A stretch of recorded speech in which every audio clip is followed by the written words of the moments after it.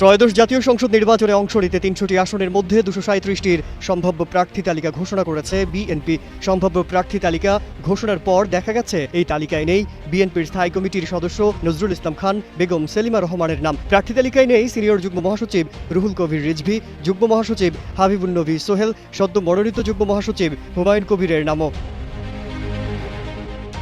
এছাড়া তালিকায় নেই বিএনপি চেয়ারপারসনের উপদেষ্টা আব্দুস সালাম, মোয়াজ্জেম হোসেন আলাল, আমিনুর রশিদ ইয়াসিনের নাম। দলটির ভাইস চেয়ারম্যান আসাদুজ্জামান রিপনও নেই প্রার্থী তালিকায়। বিএনপি থেকে সম্ভাব্য প্রার্থী হতে পারেন বলে আলোচনায় ছিলেন একাদশ সংসদের সংরক্ষিত আসনের সাবেক সদস্য রুমিন ফারহানার নাম। তবে মনোনয়ন তালিকায় এবার নাম দেখা যায়নি তার।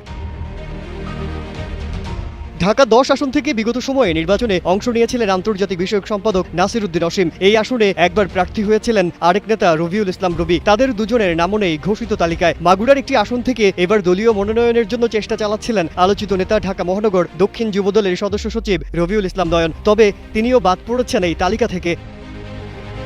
বিএনপির সিনিয়র নেতাদের পরিবারের সদস্যদের অনেকেই বাদ পড়েছেন মনোনয়ন তালিকা থেকে। দলটির একটি সূত্র জানিয়েছে, আগে থেকে এক পরিবার থেকে একাধিক প্রার্থী না রাখার সিদ্ধান্ত ছিল দলটির। যে কারণে স্থায়ী কমিটির সদস্য সালাহ উদ্দিন আহমেদের স্ত্রী হাসিনা আহমেদ, মির্জা আব্বাসের স্ত্রী আফরোজ আব্বাস, ইকবাল হাসান মাহমুদ টুকুর স্ত্রী ও সাবেক সংসদ সদস্য রুমানা মাহমুদও বাদ পড়েছেন এই তালিকা থেকে।